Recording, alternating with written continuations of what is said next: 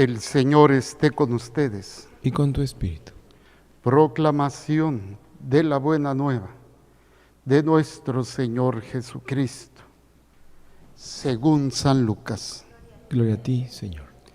En aquel tiempo fueron a ver a Jesús su madre y sus parientes, pero no podían llegar hasta donde él estaba porque había mucha gente. Entonces alguien le fue a decir: tu madre y tus hermanos están allá afuera y quieren verte. Pero él respondió: mi madre y mis hermanos son aquellos que escuchan la palabra de Dios y la ponen en práctica. Palabra del Señor. Gloria a ti, Señor Jesús. Por la lectura del Santo Evangelio sean perdonados nuestros pecados veniales. Tomen asiento, por favor, brevemente.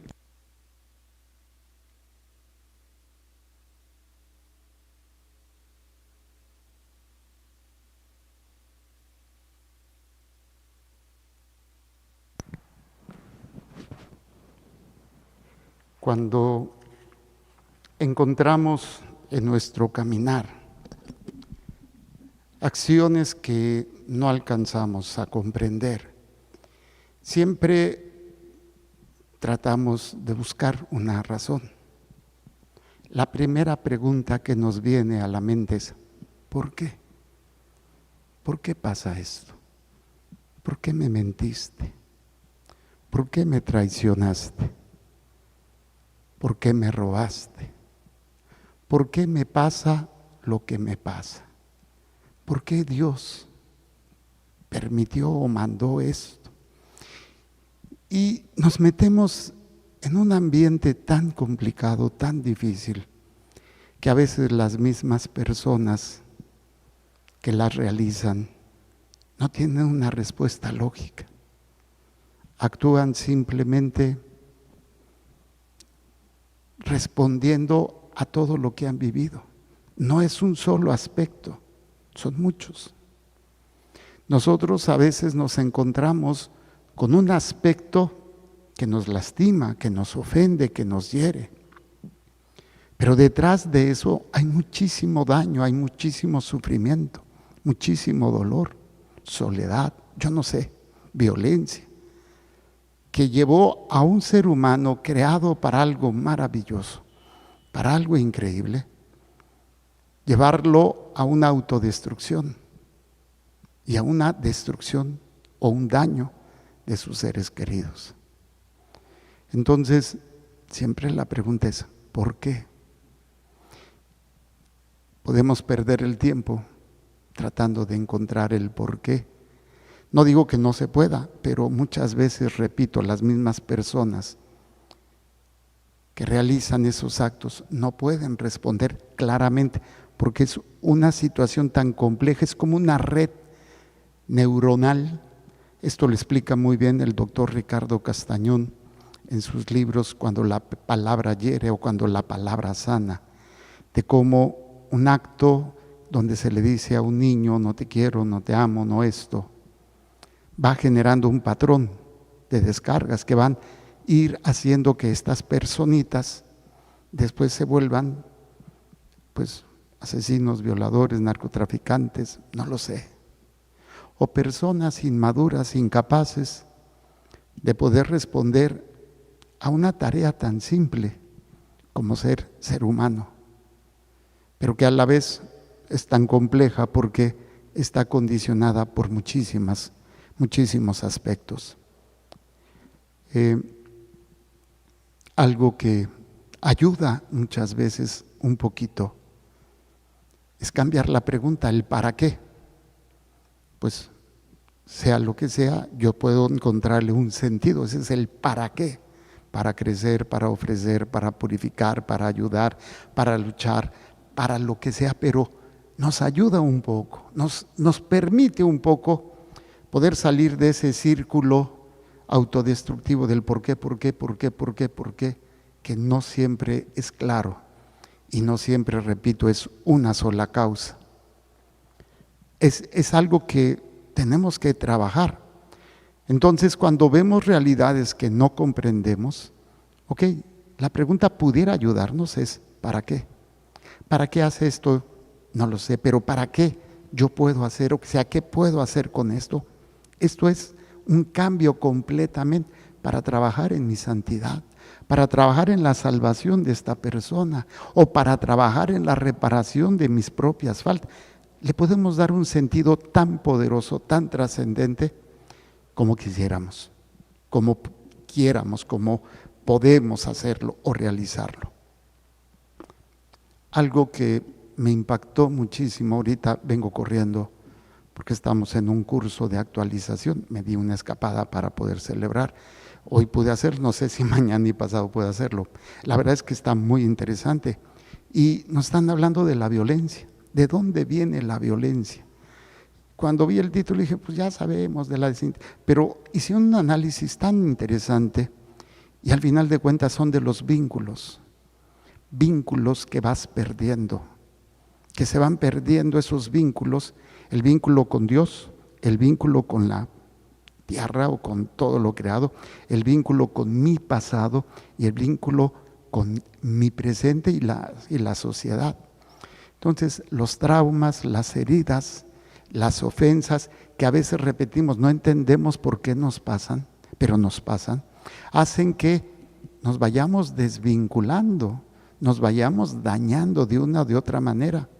Ponía el ejemplo, el expositor, un padre, creo que es mi tocayo, padre Jorge, y decía, imagínense este cuadro, un niño es mordido por un perro, se salió a jugar y llegó, pues está traumatizado por la herida, ¿no? Y llega con su mamá, ya ves, te lo dije, pero tú querías salir, yo te dije que no, pues ahora no te lavo, vete con tus amigos a que te laven. Entonces, imagínense este niño que sale y a lo mejor lo encuentra otra persona, una mujer, ¿qué te pasó? Ven, yo te limpio. El vínculo con su madre, de que le decía te quiero, y que a la hora de la hora, cuando tiene un trauma, lo rechaza. Entonces va generando una desvinculación que hace que la persona vaya perdiendo su identidad. Y esto va a generar desvinculaciones en todos los ámbitos. Necesitamos lugares, espacios, situaciones de seguridad, de protección que hoy en día cada vez son menos. Nos decía que la ciudad con mayor índice de violencia es Colima y la segunda es Tijuana. Entonces, es algo que cada vez se va viendo y sabemos que es por luchas de poder, de carteles, de familias, etcétera. Y desgraciadamente la manera como jalan niños o jóvenes es precisamente porque hay una desvinculación. No hay algo que los vincule a su pasado, a sus raíces, a sus creencias, una vinculación a Dios, una vinculación con su familia, con sus amigos, con la sociedad y con la misma creación. Entonces, este tipo de situaciones hace que fácilmente las personas sean capturadas en un vínculo donde me siento parte de, me siento importante. Entonces es cuando tú te quedas, ¿qué está pasando, no? Al final de cuentas, tenemos que empezar a trabajar con nosotros. Por eso me llama mucho la atención la primera lectura del libro de Proverbios. La única manera de que podemos empezar a trabajar, al menos en forma directa, es en nosotros mismos. Que nuestro corazón sea vinculado, sea guiado por nuestra relación con Dios. Porque al final de cuentas, el único que ve tus intenciones es Dios. A veces nuestras intenciones no son las mejores. Y esto nos lleva a cuestionarnos todos los días. ¿Por qué hice? Yo sí puedo contestar a veces, ¿por qué hice lo que hice? Por egoísta, por envidioso, por mentiroso, por flojo, por lo que ustedes quieran. ¿Por qué lo hice? Lo difícil es tratar de trabajar en ello. Y esto implica un encuentro verdadero con Dios, que me sane, que me libere, que me lleve a un reconocimiento, aún pedir perdón, aún perdonar, para poder empezar a realizar vínculos saludables, empezando conmigo mismo. Y es por eso que dice: como agua de riego es el corazón del rey en manos del Señor, Él lo dirige a donde quiere. Al hombre le parece bueno todo lo que hace.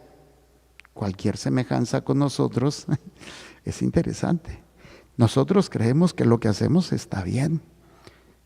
Y no es que no sea cierto algunas veces, pero ¿cuántas veces estamos tratando de meditar por qué hice lo que hice?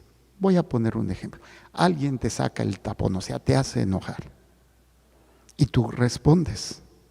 Y tú te preguntas, bueno, es que me hizo enojar. ¿Crees que esa es la respuesta? No. Esa no es la respuesta verdadera. O sea, la otra vez me preguntaban, el enojo y la ira. Me puedo enojar, pero ya cuando me dejo llevar por ese enojo y me lleva la ira a ofender, a gritar, a maltratar, a buscar violencia, a buscar venganza, a guardar ya no es. Entonces, ¿por qué? Porque hay algo en mí que no está bien. ¿Cuál es la situación que me lleva a esa realidad? Y es el autoproceso de examen y de pedir ayuda, de buscar ayuda, de trabajar en cada uno de nosotros. Al hombre le parece bueno todo lo que hace, pero el Señor es quien juzga las intenciones. Entonces, si no hay una intención pura, si no hay una intención honesta, consciente, madura, entonces vamos a seguir actuando de una manera en donde vamos a seguir lastimando, vamos a seguir atacando, juzgando, hiriendo a los demás. ¿Cuáles son tus intenciones? Al principio a lo mejor la intención la vas a tener que descubrir después del acto. ¿Por qué hice esto? ¿Cuál fue mi intención? ¿Para qué lo hizo? ¿Qué buscaba? ¿Vengarme? ¿Lastimar a la persona que me lastimó? Es que me dijo, es que me hizo. Entonces, ¿de qué está hablando esto? De que tengo un problema. Y no es para tampoco hacer todo malo y tengo un problema, pero que tiene solución, que tengo que trabajar. Tengo que descubrir qué es lo que tengo roto dentro de mí o por qué permito que esa emoción o que esa situación me lleve a ser violento, a ser agresivo, a ser mentiroso, a hacer lo que estoy haciendo. Al final de cuentas, pues esto, repito, se tiene que ir trabajando. Dice, proceder con rectitud y con justicia es más grato al Señor que los sacrificios. O sea, la intención, ok, yo quiero hacer el bien. ¿Cuántas veces realmente queremos hacer el bien? Las cosas no salen, pero mi intención fue honesta. Siempre y cuando sea completamente honesta, porque yo solamente lo quería corregir, pero a veces la forma y el lugar, en el fondo a lo mejor va otra cosa, una falta de prudencia, o en el fondo hacerle sentir que tú estabas bien. Por eso es importante un cuestionamiento. Y puedes decir, oye, pues esto es muy desgastante. Claro, porque es una responsabilidad que yo tengo. Caín, Caín, ¿qué has hecho con tu hermano? ¿Acaso yo soy el guardián de mi hermano? Sí. Soy responsable de mis palabras. Tengo que ser responsable de mis palabras. Tengo que ser responsable de mis actos. Porque no puedo seguir así, no debo seguir así. Tras los ojos altaneros hay un corazón arrogante. La maldad del pecador brilla en su mirada. Obviamente hablando de que, pues muchas veces las ventanas, dicen, de los ojos es la ventana del corazón, del alma. Aunque a veces hay gente que puede tener una miradita aparentemente inocentita y de repente tener todavía una situación muy peligrosa. Lo importante es, empecemos con nosotros. Yo no puedo ayudar completamente a alguien cuando yo mismo estoy perdido en mis emociones, perdido en una arrogancia. Y es algo tan poderoso y a la vez es tan sencillo. Un buen examen de conciencia todos los días en la noche. Ponte a pensar cómo te comportaste y por qué lo hiciste. Y entonces pues descubriremos la falta de algo, de alguien, y empezar a trabajar. Cuando te haces un examen médico y te dicen, ¿sabe qué? Usted tiene que hacer esto o tiene que dejar esto. ¿Por qué? Porque sus exámenes, sus estudios están indicando que tiene un problema. Bueno, pues no lo vas a solucionar nada más con una vez, tienes que cambiar completamente tus hábitos alimenticios. Yo platicaba con un padrecito que respeto y quiero mucho. Él le iban a hacer un trasplante de hígado y un milagro se le concedió, su hígado se recuperó, lo dieron de alta y me acerqué y le pregunté, padre, ¿cómo está? Y me dice, no, pues muy bien, ya los médicos me dijeron que ya no tienen nada que hacer conmigo, nada más estoy en tratamiento continuo. Y entonces yo le dije, uno de los tratamientos más poderosos que pudiéramos tener para nuestra salud todos es acostarnos temprano, así de simple. 9:30, más tardar las 10. No se trata de dormir solamente un número de horas, se trata del horario. Entonces yo le decía que el proceso de regeneración, de restauración, de desintoxicación que se da en la noche es mucho más completo y mejor cuando nos acostamos temprano. Pero díganme, ¿quién se acuesta temprano? Si no es la tele, es algo, es lo otro. Y pues el cuerpo hace lo que puede con lo que tú le das. Entonces se quedó de a 6, me dice, ay, voy a empezar a intentarlo. Dice, es que pues termino mi jornada 9:30, le digo, pues aunque sea más tardar a las 10. Y es cuestión de disciplina, de constancia, para ir reparando, ir trabajando, ¿sí? Todos estos aspectos que parecen simples, pero cuando vamos tomando conciencia de lo que necesito cambiar, puse el ejemplo de este padre, que también nosotros tenemos que hacer, no solamente en la cuestión de la salud física, en la salud emocional, la salud espiritual, que se va a reflejar en la salud familiar, en la salud social, y en no desvincularnos de Dios y de nuestra comunidad, que es la que nos da la raíz para poder sostenernos, de nuestra historia, de nuestras raíces, de todo aquello que puede dar un fundamento, una dirección a nuestras vidas. Los proyectos del diligente conducen a la abundancia. Aquí no es solamente o exclusivamente una abundancia material, la abundancia del alma, que permite al hombre mantenerse firme y estable y capaz de sostenerse. En cambio, el perezoso no sale de la pobreza. Los tesoros ganados con mentiras se deshacen como el humo y llevan a la muerte. El malvado busca siempre el mal y nunca se apiada de su prójimo. Ustedes van a decir, no, yo sí me apiado, pero no siempre. A veces sí y a veces no. Dependiendo cómo estén las aguas, ¿sí o no? A veces podemos ser una perita en dulce, sí, ya pasó. Y otras veces que ni nos toquen porque explotamos. Entonces, a veces no estamos. O sea, todos nos pasa. Pero lo ideal sería que cada vez sea menos. Y que vayamos creciendo y vayamos entendiendo. Pero no puede haber esto si no hay un buen examen y no cuidamos ese vínculo, esa unión con Dios, que nos va a permitir poder ver la importancia de los demás vínculos, familia, sociedad, amigos. Cuando se castiga al arrogante, el sencillo aprende. Cuando se amonesta al sabio, crece su ciencia. El Señor observa el proceder de los malvados y acaba por precipitarlos en la desgracia. ¿Cuál creen que sea la mayor desgracia? La condenación. A veces pensamos nosotros que la desgracia más grande es aquí, lo que estoy viviendo. No, sí es doloroso, sí es a veces casi insoportable, pero la mayor desgracia y la única que nos debe de preocupar es la condenación del alma. Quien cierra los oídos a las súplicas del pobre clamará también, pero nadie le responderá. ¡Wow! ¿Cuántas veces hemos negado la ayuda a alguien?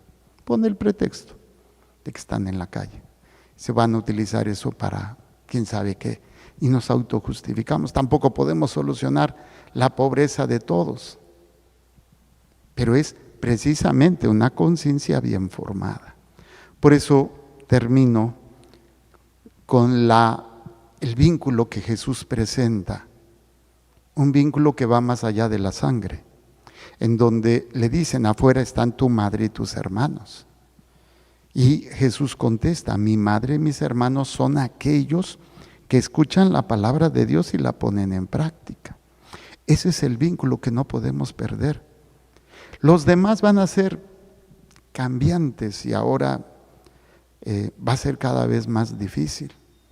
Pero si nosotros trabajamos en ese vínculo que es el estar unido a Dios, podremos ir trabajando de manera gradual, más sana, más madura, los demás vínculos que no puedo perder tampoco. Y uno de ellos es conmigo mismo. El problema es que no sentimos esa unión, ese vínculo. No estamos felices como somos. No estamos felices nuestra apariencia. No estamos felices con lo que hacemos. Y lo hacemos a veces de mala gana, u obligados, o mecánicamente. Somos únicos, somos especiales, pero nos están robando eso. Nos lo están quitando con todo lo que estamos viviendo. Retomemos, recapitulemos, vinculémonos verdaderamente con Dios, con nosotros, para poder establecer esos vínculos con los demás. ¿Quién es mi madre? ¿Quién es mi hermano? La pregunta es: ¿quieres ser familia con Jesús? Hagamos un momento de silencio.